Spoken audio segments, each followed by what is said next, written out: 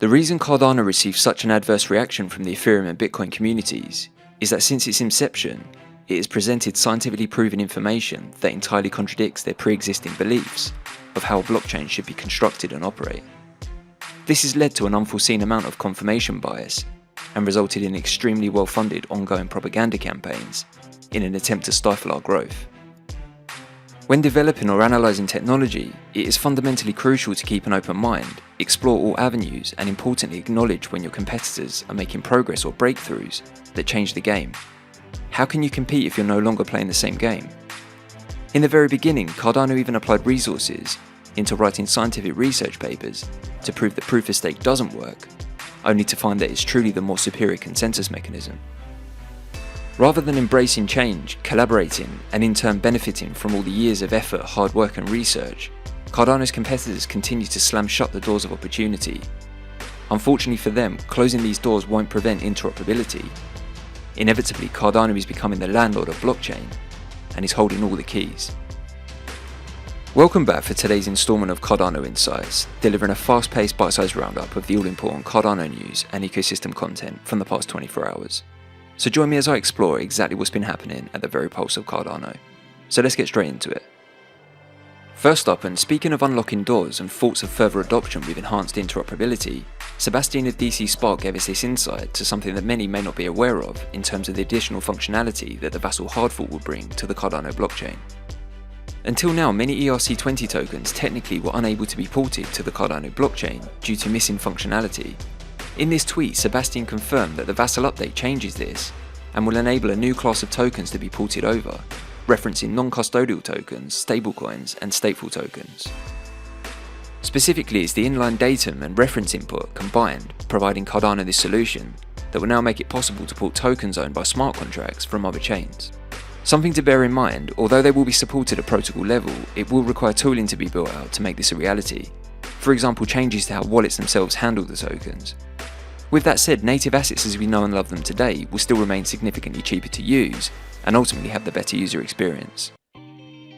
I think it's great that we have fantastic minds like Sebastian developing on Cardano, sharing knowledge like this and really demonstrating a real passion to continue to drive Cardano and its ecosystem forward. This tweet also got the attention of Charles, who wrote simply, "Coming this month, Cardano's next wave." This is definitely another great step in the direction of interoperability and growth of the Cardano ecosystem. Next up, you may have heard of Minotaur being an ancient monster in Greek mythology, with the body of a man and a head of a bull. But in the context of Cardano, Minotaur is an example of how Cardano continues to push the boundaries in the advancement of blockchain technology and demonstrates its pursuit of perfection.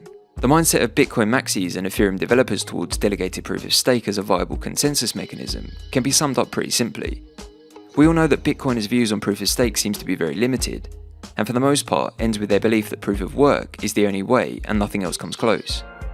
It's pretty hard to reason with them, and being the first cryptocurrency, with such deep-rooted bias, it's indoctrinated their beliefs so much so that they can't see the fact that the tech is becoming outdated. Ethereum, on the other hand, to their credit, has acknowledged proof of stake, and as you know, have been attempting to migrate to this consensus mechanism for several years. But there is some fundamental problems with their solution and conclusions reached when it comes to the architecture of their version of proof of stake. For example, although EVM is far from ideal when it comes to security for developers and its users, this is deemed as acceptable because it performs well. Ethereum researchers also believe that slashing is absolutely necessary to prevent malicious activity, and charging the user for failed transactions is a feature, not a bug. Also, the belief that Solidity is the only way for mass growth and adoption because it's expressive, and usability is on par with JavaScript, despite being extremely susceptible to hacks. Not to mention the fact that the barrier to entry for self-custody staking being 32 ETH prevents the average holder from being able to avoid centralized exchanges or Lido to stake their tokens. Ethereum seems so sure on the right way to deliver proof of stake, despite the fact there are blatantly obvious flaws and drawbacks in their approach as delivery continues to be delayed. On the other hand, Cardano is living proof that delegated proof of stake not only works in theory, but is functioning very well in practice. Whilst I'm not going to claim that it's perfect, the difference I see between Bitcoin, Ethereum and Cardano is whilst the maxis and ETH developers seem to be so sure with a great deal of certainty on the right way to apply proof of stake, or that proof of work is the only solution, Cardano demonstrates the adaptability and openness for research and science to guide them to the ultimate solutions of tomorrow. This can be demonstrated in IOG's research paper Minotaur, What they're pursuing here goes way beyond proof of stake and in essence explores both proof of stake and proof of work to take the best from both concepts and adapt them to remove the trade-offs and take only the benefits. Whilst this is no easy task, the very fact that IOG are researching this in the first place is a great sign for the continued evolution of Cardano, and for me is what sets it aside from all its competitors. Next to an interesting catalyst proposal that lays out the framework for a platform that provides both single stake pool operators and NFT projects or creators the ability to promote delegation to a particular pool and share the rewards of the SPO in a fair manner. ADA will be the first Cardano platform that will connect SPOs with delegation promoters. As you know, SPOs ultimately are the most important aspects of decentralization on the Cardano blockchain.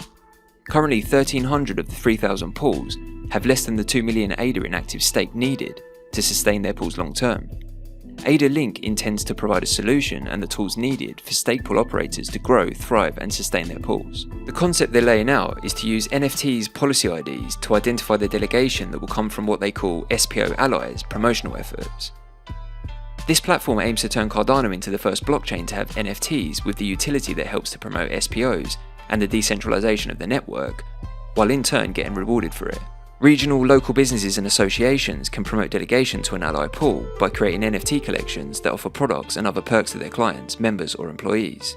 In terms of the platform itself, any SPO, NFT project or WAL can register their pool, NFT project or, in the case of WALs, wallet address and link it to a light wallet to connect to the platform. After choosing an SPO, any ally can make an offer by submitting the NFT policy ID, the amount of epochs the alliance will last, and confirm the wallet address that will receive the rewards. Based on the current stake the pool has, and the sum of ADA in the wallets of the allies' NFT holders, the platform will provide an estimate of the rewards for the coming epochs. The platform will then split the stake pool margin rewards proportionally based on the amount of delegation from each ally. The NFT ally can promote delegation to their stake pool in however form they see fit. At the end of each epoch, the platform prepares a transaction to be signed by the SPO to distribute the rewards accordingly to the calculated split of each ally. Allies will receive their split of the rewards as soon as the SPO signs. ADA believe that this platform will generate interesting promotional dynamics that will benefit Cardano's ecosystem as a whole by giving everyone the ability to get incentivized for promoting an SPO of their choosing, utilizing any NFT's policy ID as the tool. Ultimately, the more success the stake pool operators in our ecosystem have, and the more delegation is spread away from multiple operators, the more decentralized Cardano becomes. This is a great example of how the Cardano community continues to push forward with interesting concepts and ultimately has the health of the blockchain as the #1 priority. There is no one actor that's responsible for ensuring decentralization and progress of development in Cardano. That responsibility is on everyone in the Cardano community, and ADA are demonstrating their effort and contribution in this respect. I've linked the full catalyst proposal in the description below if you want to take a deeper look. Now previously we discussed the amount of focus IOHK had been applying to improve the developer experience. This is crucial to fuel further adoption. Here IO announced that Cardano data is now available on BigQuery, which enables querying of Cardano data fast and at a low cost.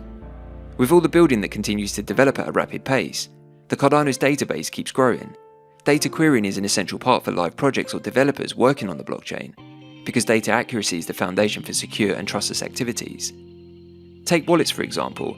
To process a transaction, the system needs to know how much funds you have in the wallet and whether it's enough to cover the intended transaction. The record of this transaction is then added to the chain, which requires the wallet to be fully synced with the latest blockchain state. Thousands of decentralized nodes maintain the Cardano network, each holding a full copy of the blockchain. Because the blockchain size consistently increases with the number of new transactions and data added to the chain, the time to sync the whole blockchain history increases accordingly. The current solution for this is DB Sync. However, this requires a deeper technical knowledge, so as a result the community provided several solutions to streamline the data querying process, for example Cardano Blockchain Insights. IOG however has introduced a Google BigQuery option. This enables users to look up the Cardano data without the need to run specialized software. All the data is fetched directly from Cardano DB Sync and validated to ensure of its accuracy. Whilst this may not be something the average user of Cardano would benefit from directly, if it improves the developer experience, then this is key to migrate more builders into the ecosystem. Next up, and yesterday we discussed Muesliswap and its new Milk ADA liquidity pool. In the evening, just after my video was aired, we got this update from the team confirming the Milk ADA pool is now the biggest on any protocol on the Cardano mainnet. Coupled with the pool on the Milk ADA DEX, the TVL on both Muesliswap DEXs surpasses all others combined. Hats off to the Muesliswap team who are really making big statements and progress with their hybrid order book AMM DEX. I can't wait to see further developments with this project in the coming weeks and months. Finally, and recently we discussed Ardana and specifically their stablecoin vaults. Well, yesterday marked the start of the Ardana ISPO. You may remember they launched the early staking period in March, where delegators would receive an incentive bonus multiplier as a reward for early delegation. What's unique about this ISPO is that it was designed to encourage decentralization by providing fair incentives for smaller validators to participate. Ardana uses a long list of single pool operators to manage the ISPO, and as a result, staking more ADA among multiple validators helps to improve the network performance and security.